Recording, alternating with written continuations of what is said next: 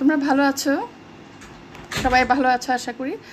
আচ্ছা, আজকে তোমাদের যে টপিকস দিয়েছিলাম যে 45 years old lady presented with menorrhagia for 6 months and on examination uterus is enlarged about 20 weeks pregnancy size. এটা ছিল তোমাদের টপিকস। এখন এটা আমরা ওকে ঠিক আছে, আমরা শুরু করি। তোমাদের আর কমেন্ট দেওয়া এখন দরকার নাই। আচ্ছা, এখন এরকম একটা যদি আমাদের হিস্ট্রি নিয়ে পেশেন্ট আসে, তোমাদের পরীক্ষাতে যে কেস হয় সেই অনুযায়ী আমরা শুরু করব। ধরো তোমার এরকম একটা কেস আসছে, এখন আমরা কিভাবে শুরু করব হিস্ট্রিটা নেয়া। হিস্ট্রিতে আমরা কি নিব? হিস্ট্রিতে নিব যে তার প্রবলেমটা কতদিন ধরে হচ্ছে, তার ডিউরেশন কত, এখানে লেখা আছে যে 6 মান্থ। তারপরে তার মেনস্ট্রুয়াল প্রবলেম কি। মেনস্ট্রুয়াল প্রবলেমের মধ্যে আমরা বলেছি যে হেভি মেনস্ট্রুয়াল ব্লিডিং। হ্যাঁ, মেনস্ট্রুয়াল প্রবলেমটা কি associated with clot, passage of clot and how many pads she used, এগুলো তোমাকে নোটিস করতে হবে। তারপরে হলো তার প্যারিটি। হ্যাঁ, প্যারিটি। তারপর অ্যাসোসিয়েটেড ডিসমেনোরিয়া আছে কিনা। তোমরা কি শুনতে পাচ্ছ সবাই? অ্যাসোসিয়েটেড ডিসমেনোরিয়া আছে কিনা। হ্যাঁ, তারপরে পেইন অথবা heaviness in the lower abdomen আছে কিনা। হেভিনেস কেন হবে? ম্যাসটা ইনক্রিজ করবে, ওই জন্য হবে। আর পেইন সাধারণত ফাইব্রয়েডে আনকমন, তবে যদি ডিজেনারেশন হয় অথবা একটা সাবসেরাস পেডাঙ্কুলেটেড ফাইব্রয়েড যদি টর্শন হয় তখন পেইন হবে। তারপরে আমরা অলরেডি মেনস্ট্রুয়াল হিস্ট্রি বলেছি, তার লাস্ট মেনস্ট্রুয়াল পিরিয়ড কবে, তারপরে ব্লিডিংয়ের ডিউরেশনটা কেমন, তারপরে অ্যাসোসিয়েটেড ডিসমেনোরিয়া আছে কিনা, এগুলো জানতে হবে। এবার আসো আমরা অবস হিস্ট্রিতে। অবস হিস্ট্রিতে আসো যে তার প্যারা কতটুকু, married for how many years, para কত, তারপরে ইফ এনি সিজারিয়ান সেকশন, তারপরে if any history of recurrent pregnancy loss. Okay, তাহলে অবস হিস্ট্রিতে আমরা জানছি যে ডিউরেশন অফ ম্যারেজ, তার প্যারা এবং any recurrent pregnancy loss. If whether caesarean section was done, then any fibroid remove during caesarean section, এটাও জানতে হবে। তারপর আসে পাস্ট হিস্ট্রি। পাস্ট হিস্ট্রিতে কোনো মেডিকেল সার্জিক্যাল ইলনেস আছে কিনা এটা জানতে হবে। তারপর হিস্ট্রি অফ মেডিকেশন জানতে হবে। হ্যাঁ, আচ্ছা, তারপরে আমরা এক্সামিনেশন করব, পেশেন্টকে এক্সামিনেশন করব। জেনারেল এক্সামিনেশন তোমরা যেভাবে করো, anaemia, height, weight, build, nutrition, এগুলো দেখবে। তার থাইরয়েড গ্ল্যান্ড দেখবো আমরা, তার হার্ট, লাংস, এগুলো দেখবো।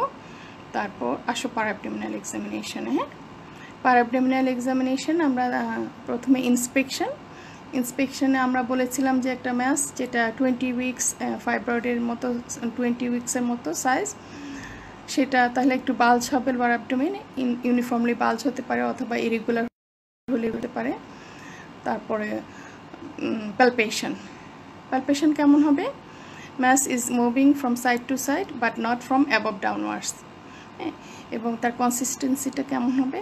কনসিস্টেন্সিটা হবে হার্ড এবং ওয়েল ডিফাইন্ড মার্জিন থাকতে পারে যদি একটা দুটো ফাইব্রয়েড থাকে, অথবা ইরেগুলার হবে যদি মাল্টিপল ফাইব্রয়েড থাকে। হ্যাঁ, আচ্ছা, এখন হলো তারপর পারকাশন নোট আমরা কি পাবো? ডাল পাবো। হ্যাঁ, তারপরে লোকাল এক্সামিনেশন তোমাদেরকে এমবিবিএসে লোকাল এক্সামিনেশন করতে দেওয়া হয় না, মানে পারভাইজানাল এক্সামিনেশন করতে দেওয়া হয় না। পারভাইজানাল এক্সামিনেশন যদি তোমরা করো, আমরা যদি করি, কি বলি আমরা, there is a cleft between the mass and the uterus in case of ovarian tumour. হ্যাঁ, and in case of fibroid there is no cleft, mass is continuous with the uterus. ঠিক আছে, আচ্ছা, এই হলো তোমার এক্সামিনেশন। এখন তোমাকে ভাইভাতে কোয়েশ্চেন করবে, what are the differentials of this diagnosis. হ্যাঁ, তোমার হলো ফার্স্ট ডায়াগনোসিস হবে ফাইব্রয়েড ইউটারাস। ডিফারেন্সিয়াল কি হতে পারে? ডিফারেন্সিয়াল হতে পারে এক নাম্বার ডিফারেন্সিয়াল ডায়াগনোসিস হবে প্রেগন্যান্সি। হ্যাঁ, আচ্ছা, এখানে তোমাকে অ্যামিনিরিয়া রুল আউট করতে হবে। তারপরে হলো যে কোনো patient in the year of reproductive period তোমাকে প্রেগন্যান্সিটা রুল আউট করতে হবে। হ্যাঁ, তারপর what are the other DDs? Adenomyosis. হ্যাঁ, অ্যাডেনোমায়োসিস হতে পারে। তারপরে অ্যাডেনোমায়োসিসের সাইজ ইউজুয়ালি 14 উইক্সের বেশি হয় না এবং পালপেশন এটা সফট হয় এবং একটু টেন্ডার হয়। তারপরে আরেকটা ডিডি হতে পারে মায়োহ্যাপাপ্লাসিয়া পায়োমেট্রা। ওকে, তারপর ম্যালিগনেন্সি যেমন uterine sarcoma, sarcomatous degeneration of the fibroid, endometrial cancer, এগুলো হতে পারে। তাহলে আমরা কি কি ডিডি বললাম? প্রেগনেন্সি, তারপর অ্যাডেনোমায়োসিস, মায়োহ্যাপাপ্লাসিয়া, পায়োমেট্রা, ম্যালিগনেন্সি। তোমরা কি ফলো করতে পারছো? আচ্ছা, ঠিক আছে। এখন আমরা কি ইনভেস্টিগেশন করব? What investigation will do? Investigation for diagnosis and for management. For diagnosis, at first we will do a CBC, whether she is anemic or not, and an ultrasonography of the pelvis. Ultrasonography te আমরা number of fibroid বুঝতে পারবো। তারপরে transabdominal আলট্রাসাউন্ডে সাধারণত 2 সেন্টিমিটারের কম ফাইব্রয়েডগুলো বোঝা যায় না। তারপরে আর কি করব আমরা? যদি অনেক বড় ফাইব্রয়েড হয়, ইন্ট্রাভেনাস পাইলোগ্রাফি, তোমরা ইন্ট্রাভেনাস ইউরোগ্রাফিও বলো, ইন্ট্রাভেনাস পাইলোগ্রাফি করব। এছাড়া ফর ম্যানেজমেন্ট পারপাস আমরা যদি সার্জারি করি তাহলে আমাকে কমপ্লিট ব্লাড কাউন্ট, ব্লাড সুগারের মধ্যে fasting and 2 hours after breakfast, তারপর কিডনি ফাংশন টেস্টের মধ্যে serum creatinine, chest x-ray, ECG, আর রুটিন ইউরিন আরএমএ টেস্ট, এগুলো করা লাগবে। আর if the patient is more than 40 years then আমরা ইসিজি করব। আর কিছু বাদ গেল? ব্লাড গ্রুপিং, ক্রস ম্যাচিং বাদ গেল না? এইচবিএসএজি এগুলো করব। হ্যাঁ, ফর ম্যানেজমেন্ট পারপাস। আচ্ছা, এইটুকু বলার পর তোমাকে বলতে পারে যে what are the types of fibroid. Types of fibroid কি? Uterine and cervical. ইউটেরাইন কি কি হতে পারে? বডি অফ দ্য ইউটেরাসে হতে পারে, যেটা হলো ইন্টারমিউরাল অথবা ইন্টারস্টিশিয়াল যেটা আমরা বলি 75%। আর সাবসেরাস হতে পারে, এটা 2 সাবসেরাস হতে পারে অথবা ব্রড লিগামেন্ট ফাইব্রয়েড হতে পারে। আর একটা আছে যে ওয়ান্ডারিং ফাইব্রয়েড। হ্যাঁ, এগুলো সাবসেরাসের মধ্যে। ওয়ান্ডারিং ফাইব্রয়েড মানে ফাইব্রয়েডটা যেটা ক্যাপসুল থেকে ছুটে গিয়ে বাইরে ঘোরাফেরা করছে এরকম। একটা হতে পারে 5% কেসে submucous fibroid.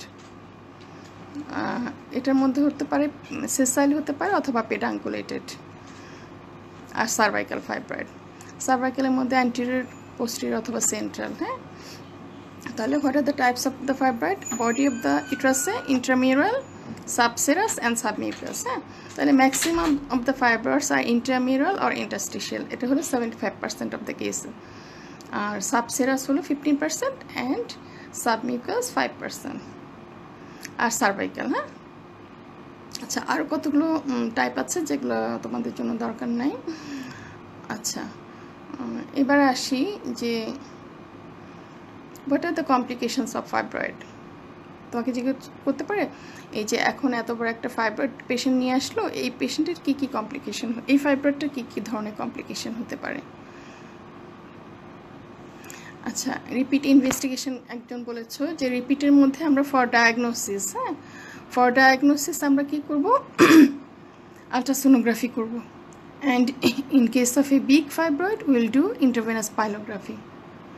And for management purpose will do CBC and CBC, এইচবিএসএজি, রেনাল ফাংশন টেস্ট যেমন serum creatinine, blood sugar, fasting and 2 hours after breakfast. তোমাদেরকে বারে বারে বলি যে fasting and 2 hours after breakfast, not a single RBS. আচ্ছা, তারপর করব এইচবিএসএজি, chest x-ray. If patient is more than 40 years of age then will do ECG. ঠিক আছে? আচ্ছা, স্লোলি বলতে বলছো। হ্যাঁ, ঠিক আছে। আমি আবার বলছি, ইনভেস্টিগেশনগুলো ডায়াগনোসিসের জন্য আমাকে আলট্রাসোনোগ্রাম করা লাগবে, এবং যদি অনেক বড় ফাইব্রয়েড হয় তাহলে ইন্ট্রাভেনাস ইউরোগ্রাফি বা ইন্ট্রাভেনাস পাইলোগ্রাফি। হ্যাঁ, আর আমাকে ম্যানেজমেন্ট পারপাসের জন্য কি কি করব? এক নম্বর সিবিসি, তারপরে blood grouping and cross matching, blood sugar, fasting and 2 hours after breakfast, HbA1c, একটা রেনাল ফাংশন টেস্ট করব যেটা সেরাম ক্রিয়েটিনিন। তারপরে আমরা আরও করব হলো if patient is more than 40 years তাহলে ইসিজি আর চেস্ট এক্সরে। ওকে, ঠিক আছে, বুঝতে পারছো?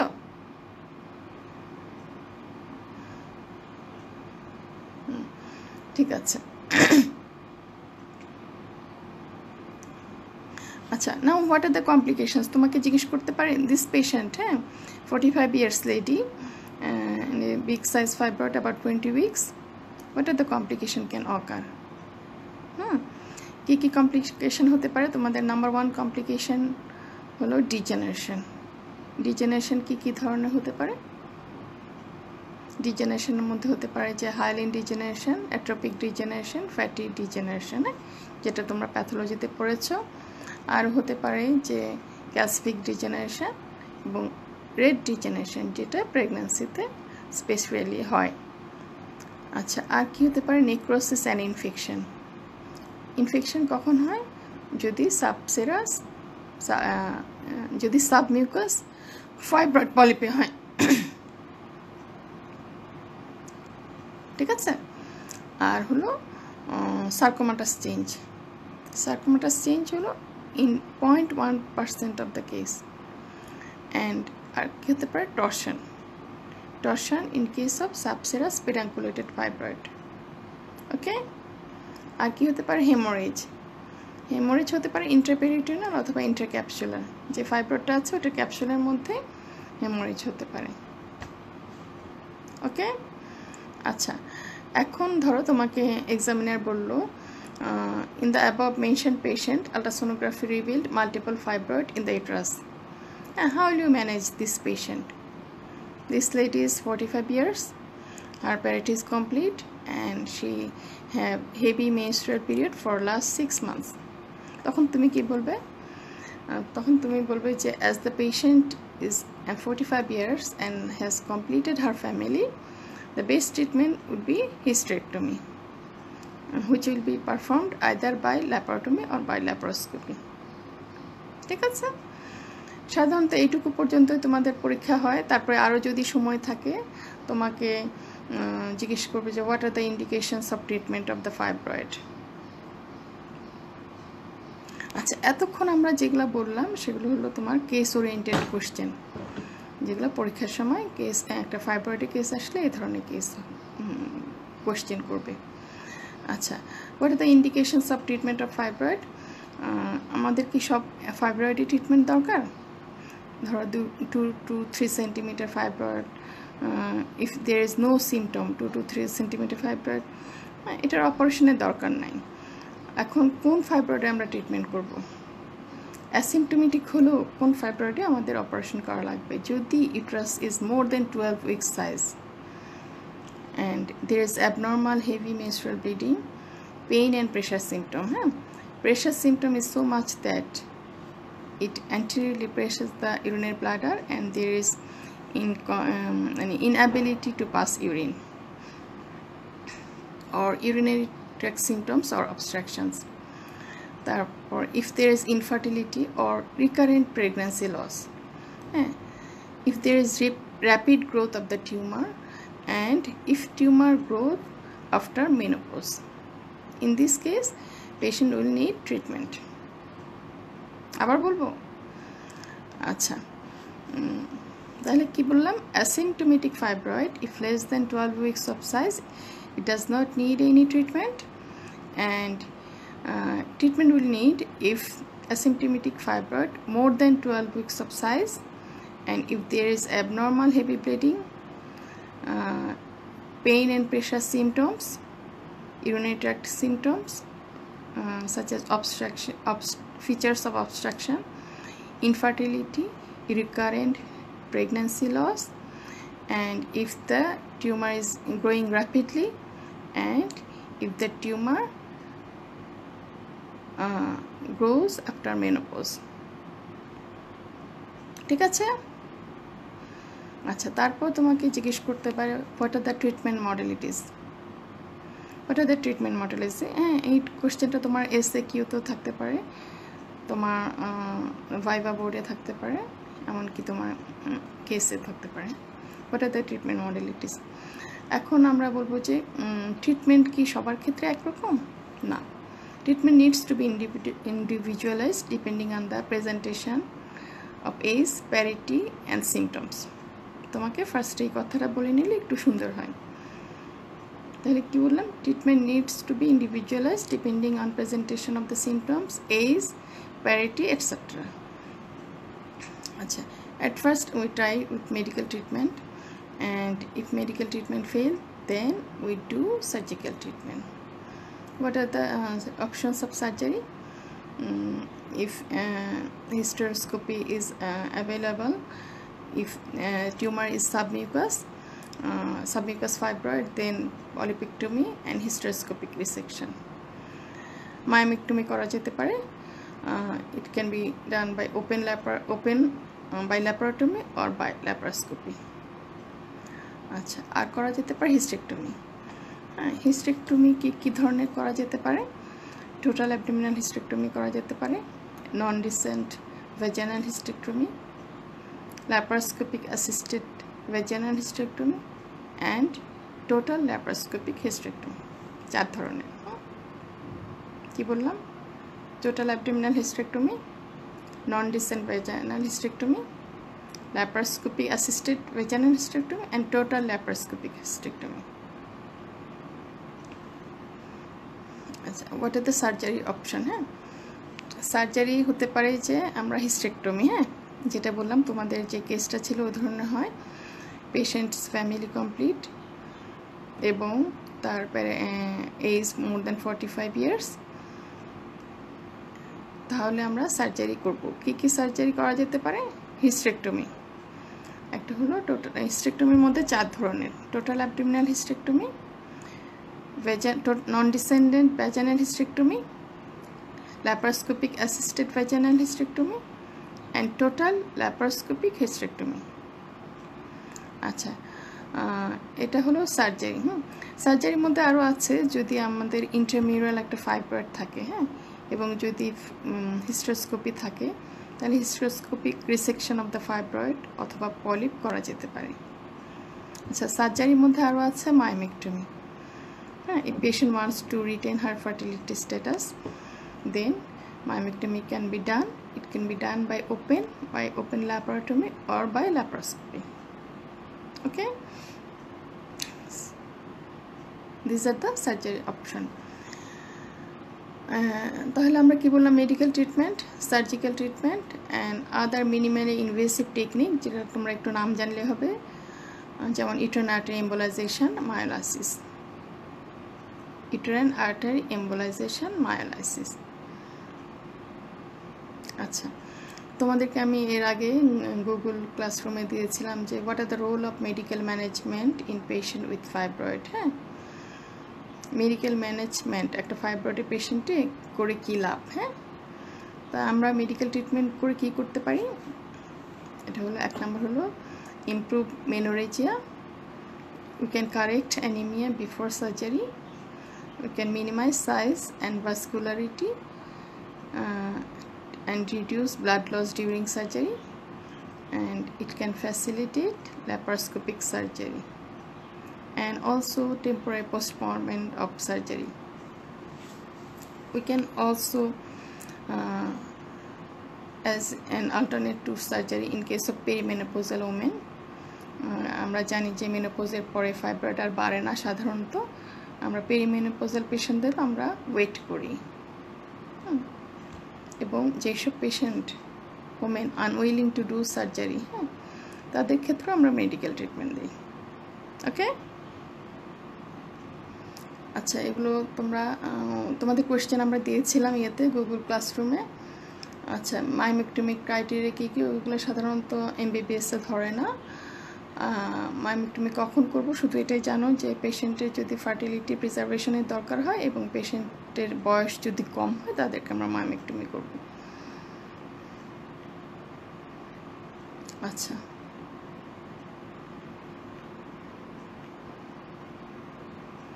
তোমাদেরকে আরেকটা বলেছিলাম যে what are the indications of emergency hysterectomy for fibroid uterus. হ্যাঁ, কখন করা যেতে পারে, কখন লাগতে পারে যে ইমার্জেন্সি হিস্টেক্টমি।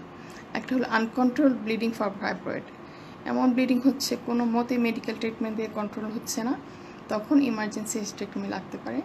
তারপর if there is intraperitoneal haemorrhage and if there is torsion of a subserous fibroid, then need emergency treatment. হ্যাঁ, আচ্ছা, তোমাদের একটা কোয়েশ্চেন করতে পারে যে সার্ভাইকাল ফাইব্রয়েডে কী প্রবলেম হতে পারে অপারেশনের সময়। সার্ভিক্সের পাশে কি ইউরেটার, হ্যাঁ, তাহলে ইউরেটারিক ইনজুরি হতে পারে, এটা মাথায় রাখতে হবে। হ্যাঁ,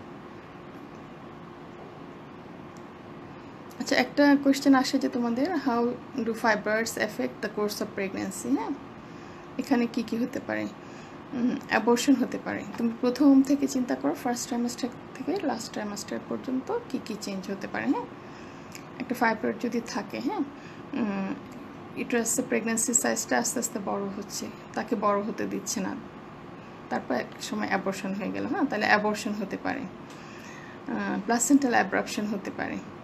ফাইব্রয়েডটা যদি বড় হয়, প্রিটার্ম লেবার হয়ে যেতে পারে, প্রিটার্ম লেবার। হ্যাঁ, IUGR can occur due to defective implantation of the placenta and poorly developed endometrium. তারপর ধরো একটা সার্ভাইকাল ফাইব্রয়েড আছে, হ্যাঁ, ইউটেরাসের ওখানে একটা ইউটেরাসটা এরকম সাইজ, নিচে একটা সার্ভাইকাল ফাইব্রয়েড বসে আছে, তাহলে কি ম্যাল প্রেজেন্টেশন হতে পারে, ম্যাল পজিশন হতে পারে। হ্যাঁ, এমনকি অবস্ট্রাক্টেড লেবারও হতে পারে, ইউটেরাইন ইনার্শিয়া হতে পারে, written placenta, PPH, delayed involution, হ্যাঁ, obstructed labor হতে পারে। আচ্ছা, these are the fibroid affect the course of pregnancy। আচ্ছা, এখন একটা কোয়েশ্চেন আসতে পারে যে what change can occur in a fibroid during pregnancy। আচ্ছা, তোমরা জানো যে ফাইব্রয়েডের সাথে ইস্ট্রোজেনের একটা রিলেশন আছে, সুতরাং as pregnancy advances, size of the fibroid is also gradually increases। হ্যাঁ, and if there is a subserous fibroid, torsion can occur in pregnancy, in perineum. If there is submucous fibroid, infection in the perioral period can occur। তো follow করতে পারছো? আচ্ছা, এই গেল আমাদের এই কেসটা মোটামুটি। এখন ধরো তোমাদের আরেকটা কেস বলি। ধরো 24 years old lady, Mrs. X, married for 3 years, seeking treatment for primary infertility, present with a lump in the lower abdomen of about 20 weeks pregnant uterus size। হ্যাঁ, তখন কি করব আমরা? তখন ফাইব্রয়েডটা ইনফার্টিলিটির জন্য দায়ী থাকতে পারে। হ্যাঁ, fibroid itself can cause infertility. হ্যাঁ, এর মধ্যে তোমাদের বইয়ে সুন্দর করে লেখা আছে যে ডিফিকাল্ট স্পার্ম ট্রান্সপোর্ট, ডিফেক্টিভ নিডেশন, তারপরে আরও ডিফারেন্ট আছে, যে এই ধরনের কেসে যদি রিপিটেড অ্যাবর্শন হয় অথবা ফাইব্রয়েডের জন্য ইনফার্টিলিটি হয়, দেন উইল ডু মায়োমেক্টমি। ঠিক আছে, মায়োমেক্টমি কীভাবে করা যায়? Myomectomy can be done by laparotomy. Laparotomy মানে পেট কেটে আমরা মায়োমেক্টমি মানে শুধু টিউমারটা ফেলবো। Laparoscopic myomectomy can be done, and hysteroscopic myomectomy if the tumor is submucous fibroid, then hysteroscopic myomectomy can be done।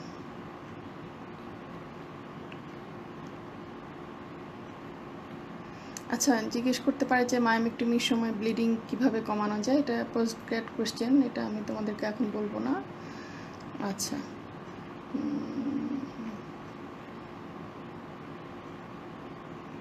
আচ্ছা, একটা অ্যাডভাইস দেওয়া যেতে পারে যে what post operative advice will you give to a patient after myomectomy.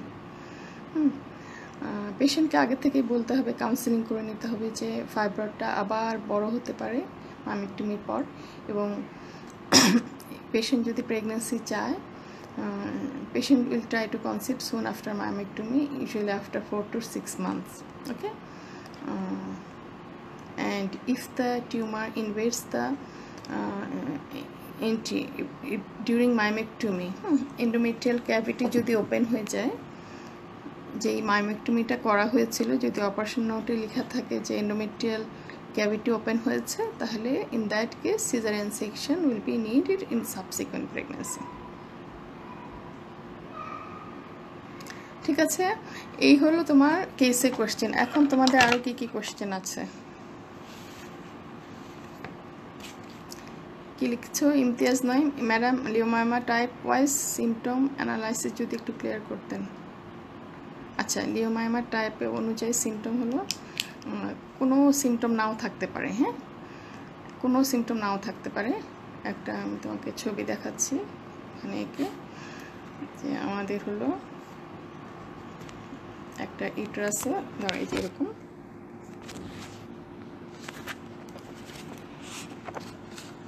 আচ্ছা তোমরা এখন দেখাতে পাচ্ছি না, যে সাবসেরাস যদি একটা ফাইব্রয়েড হয় বাইরের দিকে থাকবে। হ্যাঁ, ওইটা কোনো সিমটম প্রডিউস নাও করতে পারে। হ্যাঁ, কিন্তু এই কমপ্লিকেশন কি হতে পারে, এটা বড় হয়ে হয়ে অনেক সময় টর্শন হয়ে যেতে পারে। হ্যাঁ, টুইস্ট হয়ে যেতে পারে। তারপরে যদি ইন্টারস্টিশিয়াল ফাইব্রয়েড থাকে, মানে মাসেলের মধ্যে যদি ফাইব্রয়েড থাকে, তাহলে কি হতে পারে, ডিসমেনোরিয়া হতে পারে, মানে পেইনফুল মেনস্ট্রুয়েশন হতে পারে। পেইনফুল মেনস্ট্রুয়েশন হতে পারে। এবং ফাইব্রয়েডের জন্য size of the uterine cavity size যদি ইনক্রিজ হয়, তোমরা জানো যে তোমাদের একটা কোয়েশ্চেন থাকে যে what are the causes of menorrhagia in fibroid. হ্যাঁ, তাহলে সাইজের ইনক্রিজের জন্য তোমার মেনোরেজিয়া হতে পারে। হ্যাঁ, আজকাল আমরা মেনোরেজিয়া বলবো না, বলবো যে হেভি মেনস্ট্রুয়াল ব্লিডিং। তারপরে ডিসমেনোরিয়া হতে পারে। হ্যাঁ, আর যদি সাবমিউকাস ফাইব্রয়েড থাকে, সাবমিউকাস ফাইব্রয়েড ধরো ভিতরের দিকে এরকম থাকে, তোমরা কি দেখতে পাচ্ছ ছবিটা? হ্যাঁ, ভিতরের দিকে একটা গোল্লা ফাইব্রয়েড যদি থাকে, তাহলে কি হতে পারে, এটার জন্য ডিসমেনোরিয়া হবে খুব বেশি, ইরেগুলার মেনস্ট্রুয়েশন হতে পারে। হ্যাঁ, ডিসমেনোরিয়া হবে কখন, যখন মেনস্ট্রুয়েশন হবে এই ফাইব্রয়েডটাও এক্সট্রুড হতে যাবে। হ্যাঁ,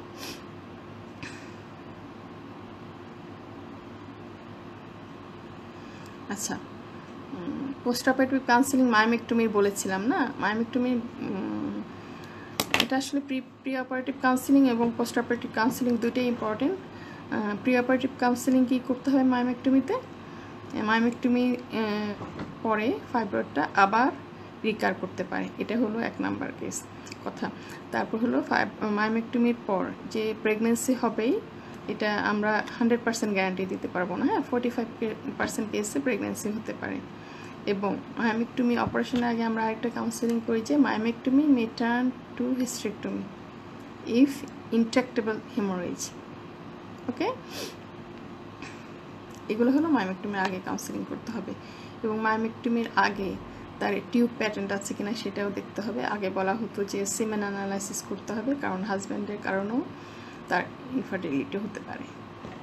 আচ্ছা, আর মায়োমেক্টমির পরে কি কাউন্সিলিং করব, যে মায়োমেক্টমির পরে কাউন্সিলিং করব হলো যে এই ফাইব্রয়েডটা আবার হতে পারে, সুতরাং প্রেগনেন্সি নিলে 4 থেকে 6 মাসের মধ্যে আবার প্রেগনেন্সির পরে ট্রাই করতে হবে। এবং মায়োমেক্টমি যদি ক্যাভিটিতে ইনভলভ করে ফেলে, মানে এন্ডোমেট্রিয়ামকে যদি এন্ডোমেট্রিয়ামটা যদি ইনভলভ হয় মায়োমেক্টমি করার সময়, মানে এন্ডোমেট্রিয়ামটা যদি ওপেন হয়ে যায়, তাহলে তার সাবসিকুয়েন্ট প্রেগন্যান্সিতে সিজারিয়ান সেকশন লাগবে। ঠিক আছে, আচ্ছা, অ্যাডভান্টেজ অফ মেডিকেল ট্রিটমেন্ট তোমাদের বইয়ে আছে। এখন আমি আরেকটু 2-1টা কথা বলবো। আচ্ছা, এগুলো কেস ওরিয়েন্টেড কোয়েশ্চেন। হ্যাঁ, এখন তোমাদের এসএকিউতে এসএকিউ এবং এসইকিউ, এসএকিউ তোমরা যদি 7টা অ্যান্সার করো তা রিটেনের সময়, তাহলে এসএকিউ 4টা এবং এসইকিউ 3টা। এসইকিউ হলো শর্ট অ্যান্সার কোয়েশ্চেন। এখানের মধ্যে সাধারণত 3টা ভাগ দিয়ে আমরা মাঝে মাঝে প্রবলেম বেসড এরকম একটা প্রবলেম দিয়ে দিই। সেখানে ধরো তোমাকে জিজ্ঞেস করলো এই প্রবলেমটা দিল, what is the diagnosis, what will be your differentials, how will you manage this case, হ্যাঁ, অথবা হোয়াট ইনভেস্টিগেশন নিড, এরকম কোশ্চেন দিতে পারে। হ্যাঁ, SEQ যেটা হলো শর্ট এসে কোশ্চেন। হ্যাঁ, এখন এটা দিতে পারে যে what are the advantages of medical treatment of fibroid, এটা দিতে পারে। তারপরে দিতে পারে যে explain the causes of menorrhagia in case of fibroid, এটা দিতে পারে। হ্যাঁ, তোমাদের SEQ কোয়েশ্চেন যখন তোমরা লিখো তোমরা খালি পয়েন্ট পয়েন্ট করে লিখবে না। হ্যাঁ, SEQ কোয়েশ্চেন আসলে এমনভাবে দেওয়া হয়েছে যাতে তোমাদের একটু ক্রিয়েটিভিটিটা দেখা যায়। হ্যাঁ, যেমন একটা শর্ট ইন্ট্রোডাকশান দিবে, তারপরে তুমি লিখতে পারো যে ফাইব্রয়েড ইনসিডেন্স কেমন, কোন এজে হয়। হ্যাঁ, তারপরে ফাইব্রয়েড মেনোরেজিয়া একটা অন্যতম কারণ।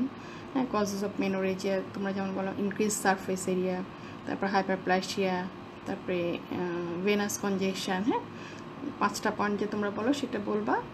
তারপরে এই ধরনের একটা প্রথমে একটা ছোট ইন্ট্রোডাকশান দিবা, তারপরে মেইন কথা বলবা, তারপরে ছোট্ট একটা নিচে কনক্লুশন লিখবা। হ্যাঁ, এই ধরনের তোমরা SEQ আসলে একটু বড় করে অ্যান্সার করতে হবে, আর SEQগুলো পয়েন্ট পয়েন্ট করে লিখতে হবে। তোমাদের এর মধ্যে অনেকগুলো কোশ্চেন কভার করেছি SEQ, আর মোটামুটি এই। আর তোমাদের কোনো কোশ্চেন আছে? তোমরা হিস্ট্রিটা যেটা বললাম আমি, হিস্ট্রিটা তোমরা সবাই ছিলে হিস্ট্রি বলার সময়, পেশেন্টের আমরা হিস্ট্রি নেওয়ার সময় জিজ্ঞেস করবো যে তার এই লাম্পটা কতদিনের, কিভাবে শুরু হলো, আস্তে আস্তে বাড়লো, তারপরে মেনোরেজিয়াটা কতদিন ধরে, তার হলো কটা প্যাড ইউজ করা লাগে ডেইলি, তার পিরিয়ডের সময় কোনো ক্লট পাস হয় কিনা, অ্যাসোসিয়েটেড ডিসমেনোরিয়া আছে কিনা। হ্যাঁ, তারপর তার লোয়ার অ্যাবডোমিনাল কোনো লাম্প ফিল করে কিনা, কতদিন ধরে ফিল করে। হ্যাঁ, এসব বলতে হবে। তারপরে তার অবস হিস্ট্রি জানলা, তার প্রিভিয়াস রিকারেন্ট প্রেগনেন্সি লসের হিস্ট্রি আছে কিনা, তারপরে how many child she has, তারপরে তার প্রিভিয়াস মেডিকেল অথবা surgical treatment, previous history of surgical operation যেমন মায়োমেক্টমি ছিল কিনা, এগুলো জানতে হবে।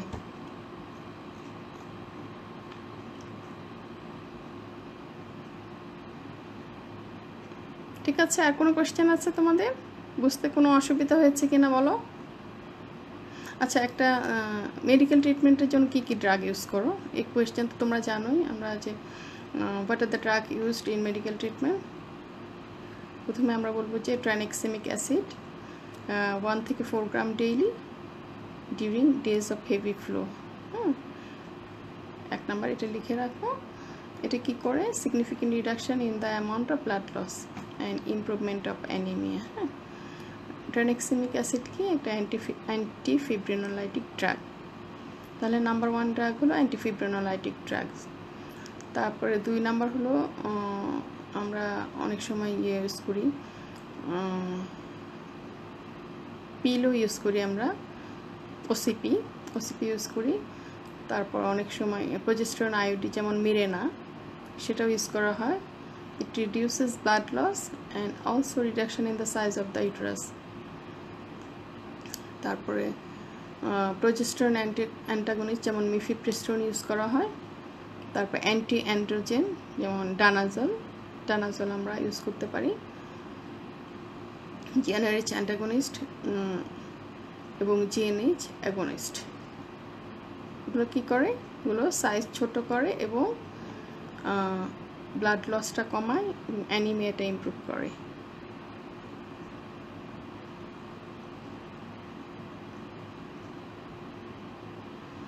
আচ্ছা, এখন রত্না লিখেছ যে অ্যাডভান্টেজ অফ মেডিকেল ট্রিটমেন্ট, কী বললাম?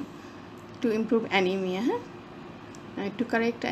টু ইমপ্রুভ মেনোরেজিয়া, হ্যাঁ, to correct anaemia before surgery, to minimise size and vascularity and reduce blood loss during surgery. মনে করো অনেক বড় একটা ফাইব্রয়েড, হ্যাঁ, ওটা যদি আমি সাইজটা ছোট করে নিই অপারেশনের আগে, তাহলে অপারেশনের সময় ব্লিডিংটা কম হবে। তারপরে two facilitate laparoscopic surgery or allow use of A transverse incision, তারপরে টেম্পোরারি পোস্টপোনমেন্ট অফ সার্জারি, যেমন এই করোনা পিরিয়ডে অনেক আমরা এই ধরনের অপারেশন তো গাইনোকোলজিক্যাল ফাইব্রয়েড মায়োমেক্টমি এগুলো তো এখন হচ্ছে না। হ্যাঁ, এই টেম্পোরারি ক্রাইসিসের সময় আমরা মেডিকেল ট্রিটমেন্ট দিতে পারি। তারপর আরও কিছু আছে যে পেরিমেনোপোজাল ওমেনদের দিতে পারি, and women who are medical surgically unfit or women unwilling to do surgery. In that case, medical treatment can be given. আর কোনো কোশ্চেন আছে তোমাদের?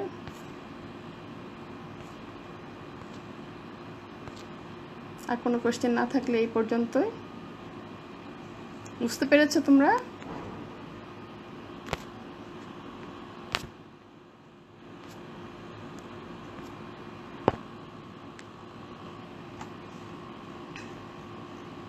তাহলে আমরা একটা কেস কিভাবে বলবো, তারপরে তোমাদের কি সজীব লিখেছো না ম্যাডাম? বুঝতে পারো নি? ডিউরিং হেভি ফ্লো পেইন হলে মেডিকেল ট্রিটমেন্ট কি দেব? আচ্ছা, পেইন হলে আমরা দিই হলো মেফেনেমিক অ্যাসিড টুয়াইস ডেইলি 5 days। ঠিক আছে? ফ্লো হলে আমরা ট্রেনেক্সিমিক অ্যাসিড দিই। ট্রেনেক্সিমিক অ্যাসিডটা কি ডোজে দেয়? 1 to 4 gram per day.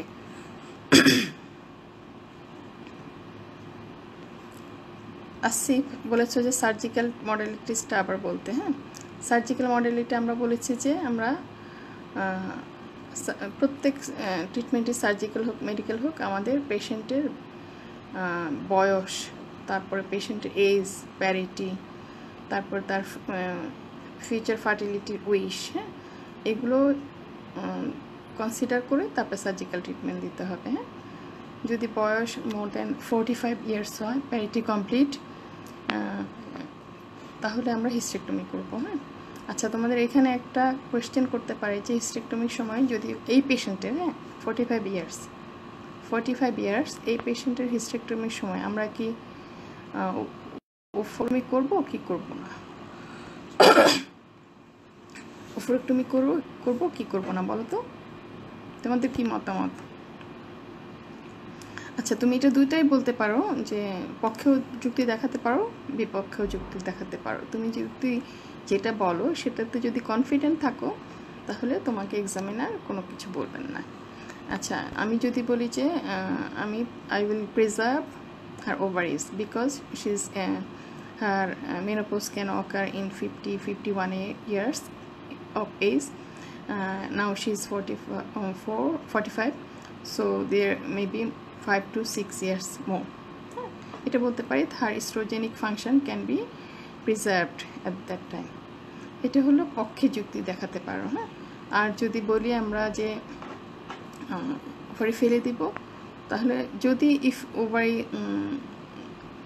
apparently not healthy, then patient come from remote area, she will not come for follow up, then আমরা সালপিঞ্জিওফরেক্টমি করে ফেলতে পারি।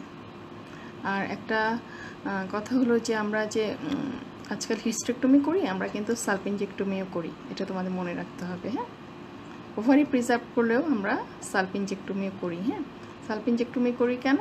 কারণ টিউব দিয়ে ওভারিতে কোনো ম্যালিগন্যান্সি হলে টিউব দিয়ে প্রথমে মেটাস্টেসিস হয়, ওই জন্য আজকাল হিস্টেক্টমির সাথে সালপিঞ্জেক্টমিও করা হয়। ঠিক আছে, থ্যাংক ইউ। তাহলে ফিনিশ করি। আল্লাহ হাফেজ, তোমরা ভালো থেকো, সবাই রোজা রেখো, নামাজ পড়ো, ঠিক দোয়া করো, ভালো থেকো। আল্লাহ হাফেজ, শেষ করি। হ্যাঁ।